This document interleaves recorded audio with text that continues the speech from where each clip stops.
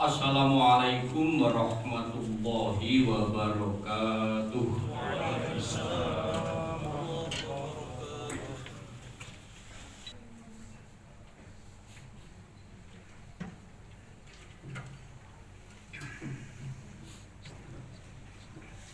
Alhamdulillahilladzi nahmaduhu wa nasta'inu wa nastaghfiruh.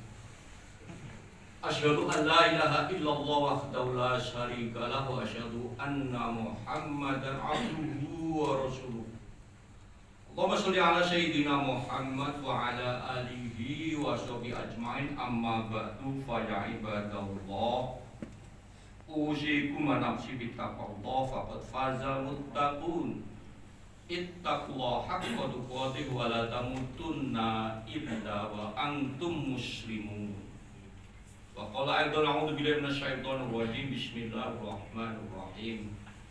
Wasari'u ila maghfiratin min rabbikum wa jannatin 'arduha as-samawati wal ardh u'iddat lil muttaqin. Jamaah rahimakumullah. Puji syukur kita panjatkan kehadirat Allah Subhanahu wa taala karena rahmat dan nikmatnya berupa iman, Islam dan kesehatan jasmani dan rohani. Kita dapat hadir di masjid yang mulia ini untuk sholat berjamaah. Oleh karena itu, mari rasa syukur kita buktikan dengan meningkatkan takwa kita kepada Allah, dengan menjalankan segala perintahnya dan menjauhi segala larangannya, dengan keyakinan bahwa tidak ada kebahagiaan, tidak ada kejayaan, tidak ada kemuliaan, dan tidak ada keselamatan kecuali iman dan takwa kepada Allah, dan keyakinan bahwa tidak ada kesengsaraan, tidak ada kehinaan, kerugian kecuali ingkar dan maksiat kepada Allah, dan keyakinan bahwa sebaik-baik bekal hidup di dunia maupun di akhirat kelak adalah takwa kepada Allah. Wa tazawwadu fa inna khairaz zadi taqwa. Berbekalah karena bekal yang paling baik adalah takwa kepada Allah. Sholawat dan salam semoga tercurahkan kepada Nabi Agung Muhammad SAW. Semoga kita semua mendapatkan syafaatnya, amin ya rabbal alamin. Jamaah rahimakumullah. Rasulullah SAW menjelaskan di dalam hadisnya tentang tempatnya bersandar takwa. Beliau bersabda sambil menunjukkan dadanya, at-taqwa hahuna. Takwa itu ada di sini, artinya di dalam dada. Yang dimaksud di dalam dada adalah di dalam hati sanubari. Dengan demikian peran hati sangatlah tinggi dan amat berat pula tugasnya. Sebab dalam operasionalnya hati ini selalu dihadang dengan lawan yang sangat tangguh, yang tidak pernah mengaku kalah dan tidak pernah merasa lelah apalagi menyerah, yaitu nafsu dan syaitan. Kedua makhluk itu nyata-nyata menjadi musuh lagi bagi manusia, sebagaimana yang diungkapkan dalam Al-Quran surat Yusuf ayat 5. A'udzubillahi minasyaitonir rajim. Bismillahirrahmanirrahim. Inasyaitona lil insani aduwwun mubin. Sesungguhnya setan itu musuh yang nyata bagi manusia. Pada ayat 53 pada surah yang sama dijelaskan, inna nafsana la'amaratum bisu. Sesungguhnya nafsu itu selalu mengajak kepada kejahatan. Demikian beratnya tugas hati dalam melawan nafsu dan setan, sehingga Rasulullah pernah menyatakan bahwa perjuangan melawan kedua makhluk itu merupakan perjuangan yang sangat besar. Dan Rasulullah pernah mengatakan setelah perang Badar, beliau mengatakan waja'na minal jihadil asghar ila jihadil akbar. Kita ini baru pulang dari perang yang kecil menuju perang yang besar. Ma jihadul akbar ya Rasulullah? Sahabat bertanya, apa yang dikatakan jihad besar itu? Yaitu jihadun nafsi, memerangi hawa nafsu. Jamaah rahimakumullah, kita dalam berita TV One, Kompas, YouTube, Medsos, kita dengar, kita lihat berita-berita yang menyedihkan. Ada ayah yang menghamili anaknya, ada kakek yang menghamili cucunya, ada yang menghamili anak tirinya, ada yang mengaku ustadz pondok pesantren menghamili santrinya. Pelecehan seksual, pembunuhan yang keji, pembunuhan yang sadis, berita korupsi, narkoba, kekerasan, pengrusakan, dan lain-lain. Ada suami yang membunuh istri dan jamaah rahimahullah. Pada dasarnya sebenarnya nafsu itu semuanya tidak jelek, tapi juga ada yang baik. Oleh karena itu dalam Al-Quran Allah menyebutkan nafsu dengan 3 sifatnya. Yang ketiganya kembali kepada keadaan masing-masing nafsu. Pertama yaitu nafsu mutmainnah, yaitu nafsu yang tenang. Itulah jiwa yang tenang karena iman, amal soleh dan ketaatan kepada Allah. Allah berfirman dalam Al-Quran surat Ar-Ra'd ayat 27 28, a'udzubillahi minasyaitonir rajim, alladzina amanu wa tatma'innul qulubuhum bidzikrillah ala bidzikrillah tatma'innul qulub. Orang-orang yang beriman dan hati mereka menjadi tentram dengan mengingat Allah. Ingatlah, hanya dengan mengingat Allah lah hati menjadi tentram. Ya ayyuhan nafsu mutmainnah, irji'i ila rabbika radiyatan mardiyah, fadkhuli fi ibadi wadkhuli jannati. Hai jiwa yang tenang, kembalilah kepada Allah dengan hati yang puas lagi diridhoinya. Masuklah ke dalam golongan hamba-hambaku dan masuklah ke dalam surga. Jamaah rahimakumullah. Insyaallah dengan zikir kepada Allah, dengan baca la ilaha illallah, subhanallah, kita akan terhindar dari nafsu yang jelek dan terhindar dari syaitan. Jamaah rahimakumullah. Nafsu mutmainnah ini mengajak kepada kebaikan, selalu mencari ridho Allah, seperti suka sedekah atau luman, tawakal itu berserah diri kepada Allah, selalu bersyukur ibadah kepada Allah, selalu bersyukur dan ridho terhadap kehendak Allah, zikir ingat kepada Allah, ikhlas dalam beramal karena Allah, menepati janji, jujur, adil, arif, bijaksana, waro atau menjaga dari perkara subhat terlebih yang haram, zuhud dan semuanya perbuatan yang baik itu termasuk amal soleh adalah termasuk nafsu mutmainnah. Yang kedua yaitu nafsu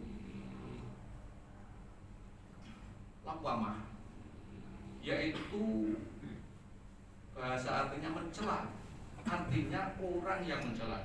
Jika dia suka mencela disebut lawam. Disebut nafsu lawamah karena nafsu ini sering mencela orangnya disebabkan ia telah melakukan kesalahan baik dosa besar maupun dosa kecil, atau meninggalkan perintah baik yang sifatnya wajib atau anjuran. Allah bersumpah dengan menyebut nafsu jenis ini dalam Al-Quran surat Al-Qiyamah ayat 2, wala uqsimu bin nafsi lawwamah. Aku bersumpah dengan menyebut nafsu lawwamah. Jenis nafsu ini selalu menyesali setelah melakukan maksiat atau dosa dengan cara merubah diri menjadi lebih baik, seperti menyesal melakukan dosa, menipu, menggunjing atau riba, riya, pamer, sombong, bohong atau ujub, membangga-banggakan amalnya, dolim, lupa pada Allah, dan semua perbuatan-perbuatan yang jelek itu termasuk nafsu lawwamah.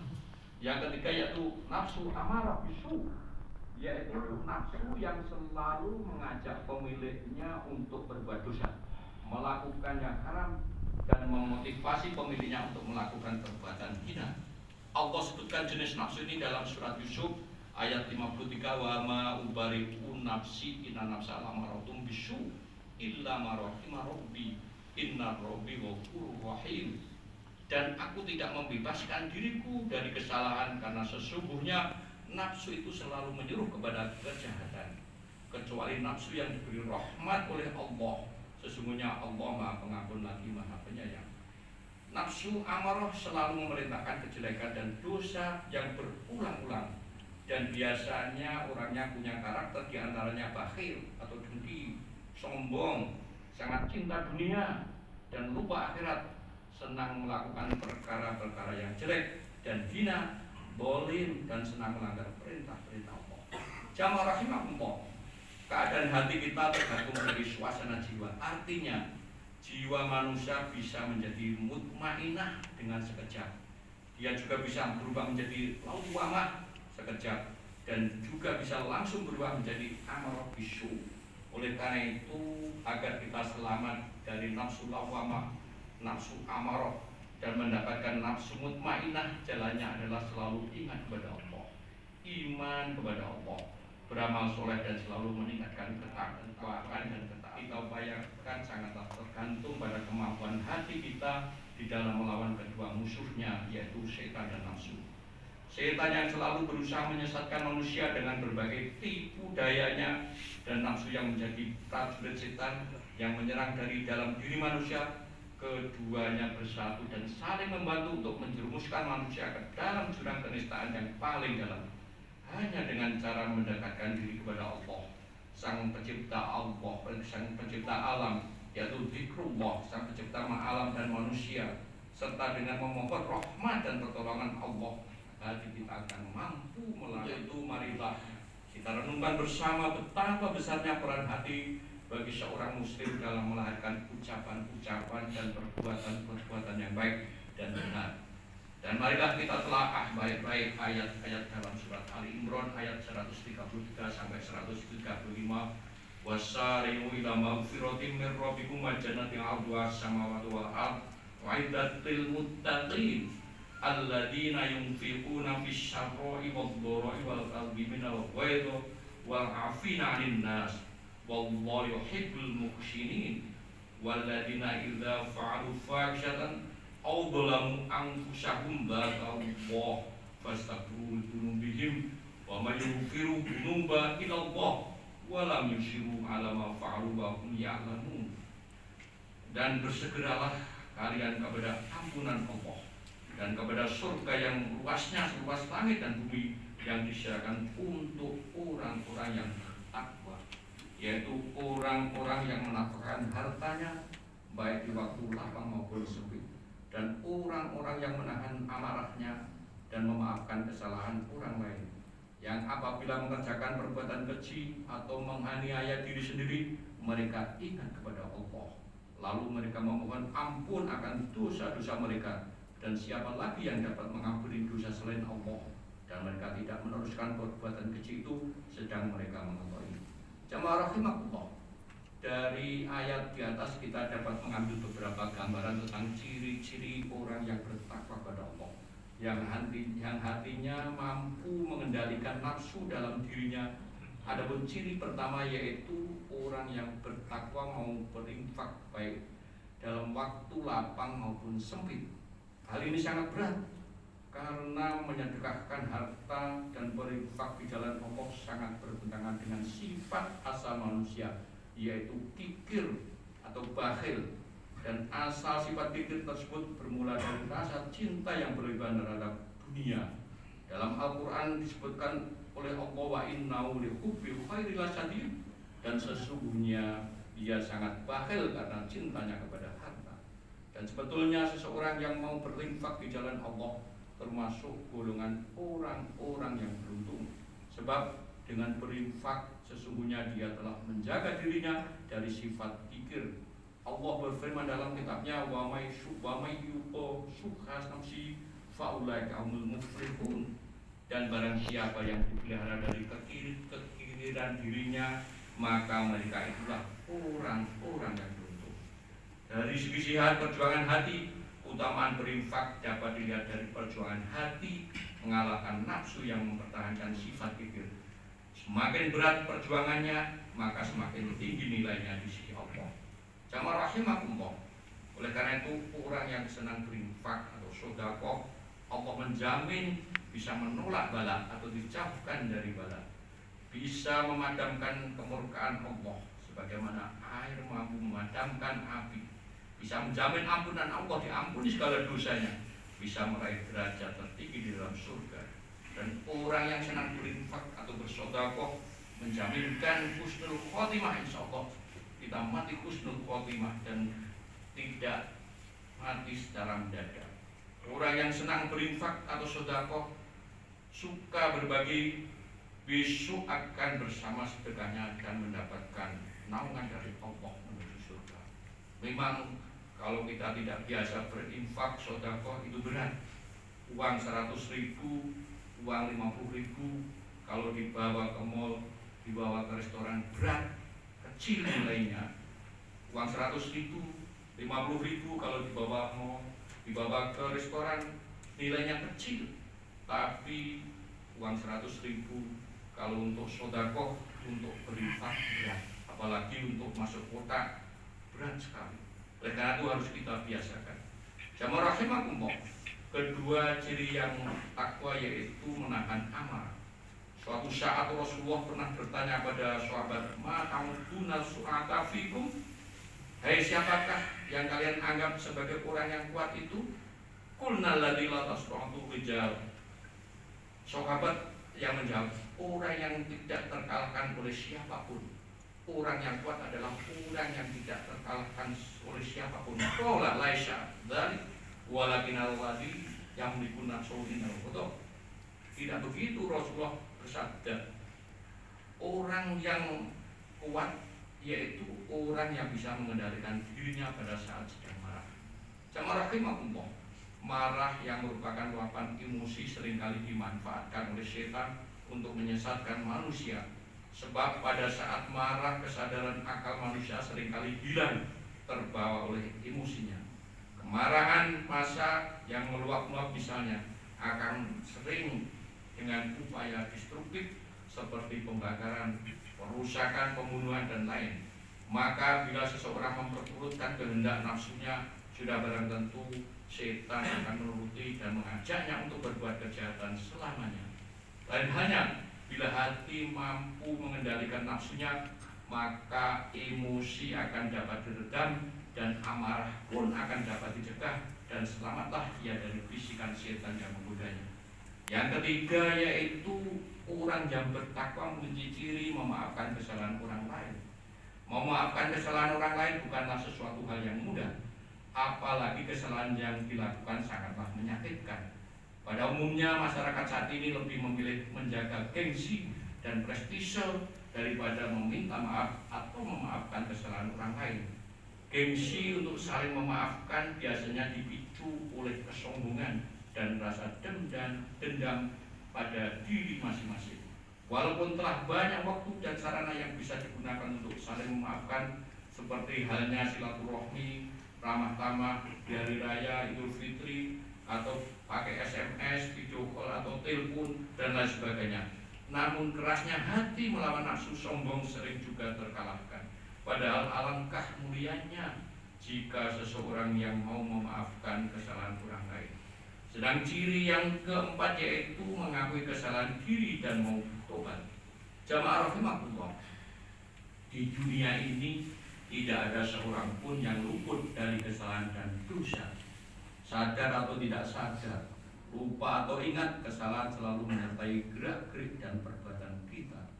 Setiap kebenaran yang dilakukan seseorang selalu ada kesalahan yang mengiringinya. Maka selayaknya jika kita mengakui kesalahan yang pernah kita lakukan. Dan janganlah kita malu dan gengsi untuk mengakui kesalahan pada diri kita karena takut akan jatuh martabat dan kehormatan. Bagi orang yang bertakwa mengakui kesalahan diri adalah hal yang wajar, sebab hal itu merupakan tahap menuju ihsan yang benar muttaqin dan menuju ampunan Allah. Bukan hanya itu, setelah mengakui kesalahannya, hendaklah kita segera bertobat dan berjanji untuk tidak akan mengulangi lagi. Rasulullah menegaskan bahwa tobat akan dapat menghapus dosa-dosa yang pernah kita lakukan. At-ta'ib menyantabi kamala damba. Orang yang bertobat dari dosa kebaikan, orang yang tidak pernah melakukan dosa. Rasulullah yang dijamin masuk surga, yang dijamin tidak berbuat dosa saja, beliau setiap hari membaca istighfar 70 sampai 100 kali. Apalagi kita harus lebih dari itu. Jamaah rahimakumullah, yang kelima yaitu tidak memulai kesalahan setelah bertobat. Jamaah rahimakumullah, kecenderungan manusia untuk berbuat salah tidak berhenti sekalipun sudah bertobat. Kecenderungan tersebut terjadi karena tidak henti-hentinya nafsu dan setan berupaya menyesatkan manusia. Sebab setan setelah berjanji kepada Allah sebagaimana yang termuat dalam surat Al-A'raf ayat 16 dan 17. Qala fa bima awaitani la utanna lahum siratal mustaqim tsumma la atiyannahum min baini aydihim wa min khalfihim wa an aymanihim wa an samailihim wa la tajidu aktsaruhum syakirin. Iblis berkata, karena engkau Allah telah menghukum saya sebagai setan. Waktu iblis disuruh Allah untuk bersujud pada Nabi Adam.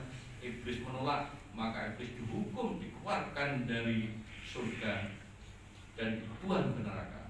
Maka iblis berjanji akan benar-benar menghalang-halangi manusia di jalan yang lurus. Kemudian iblis akan mendatangi mereka, menggoda manusia dari muka, dari belakang, dari kanan, dari kiri, dan kebanyakan manusia tidak mau bersyukur. Jamaah rahimakumullah, menurut tafsir yang utama, pengertian dari arah depan ialah menggoda manusia agar lupa hari depan, lupa kepada waktu, lupa pada umur yang sebenarnya semakin hari semakin berkurang, lupa pada akhirat, lupa pada mati, lupa bahwa segala amal perbuatannya akan dihisab dan dipertanggungjawabkan besok di hari akhirat.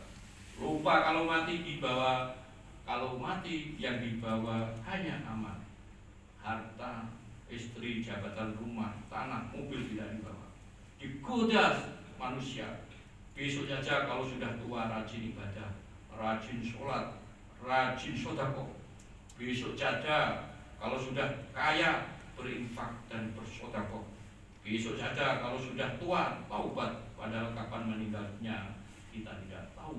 Fa idza jaa ajaluhum astaghfirna sa'atan wa la yastaghfiruna. Rahimakumullah. Allah mengingatkan kepada kita waqtabi fima atakallahu darul akhirah wa la tansa nasibaka minad dunya wa aksin kama aksanallah. Carilah kamu kehidupan akhirat, tapi jangan lupa mencari kehidupan akhirat dan mencari kehidupan dunia. Ikmalid dunya ka'annaka ta'ishu abada wa mali akhirat ka'annaka tamutu ghada. Berbuatlah untuk duniamu seakan kau hidup selamanya, tapi jangan lupa berbuatlah untuk akhiratmu seakan-akan kau besok mati. Dan pengertian menggoda dari arah belakang ialah menggoda manusia dengan urusan dunia. Dunia yang semestinya ditinggalkan di belakang malah dinomorsatukan. Segala waktu dan tenaga tercurah untuk urusan dunia. Setan menggoda manusia dengan 3 tahta, harta, dan wanita. Kemegahan, kemewahan, dan kebendaan sebetulnya merupakan perkara manusia yang ada di belakang. Sebab semua itu akan ditinggalkan, sedangkan manusia terus maju ke arah tua dan kematian. Sedangkan yang dimaksud menggoda dari arah kanan adalah dari arah kebaikan. Usaha dan perbuatan baik digagalkan, niat yang baik dan terpuji diurungkan, amal soleh dilumuri dengan ketidakikhlasan, amal perbuatan yang tampaknya mudah dinodai dengan riya, dengan pamer, dengan sombong dan ujub. Sebaliknya perbuatan yang jelek dibungkus dengan label yang baik, dan perbuatan yang melanggar syariat dicarikan hilahnya agar dianggap baik dan sebagainya. Jelaslah setan menghiasi amal-amal jelek manusia agar tampaknya menjadi baik dan seakan-akan benar. Yang keempat yaitu arah kiri, menggoda dari arah kejelekan. Manusia diajak untuk berbuat dosa dan melakukan perbuatan maksiat yang dilarang oleh Allah. Oleh karena itu jamaah rahimakumullah, agar kita selamat dari godaan setan dan nafsu yang jahat, kita harus banyak berzikir kepada Allah, beramal soleh, menjaga dan meningkatkan iman dan takwa kepada Allah. Akhirnya marilah kita berdoa bersama, semoga Allah senantiasa membimbing kita dengan hidayah, inayahnya dan pertolongannya. Semoga kita termasuk orang-orang yang bertakwa, mendapatkan kebahagiaan dunia akhirat, kemuliaan dunia akhirat, keselamatan dunia akhirat. Amin ya rabbal alamin. Barakallahu wa lakum fil Qur'anil azim wa nafa'ani wa yakum bima fihi min ayatil hakim wa taqabbala minni wa minkum tilawatahu innahu was-sami'ul alim wa qur rabbi ighfir warhamni wa anta khairur rahimin.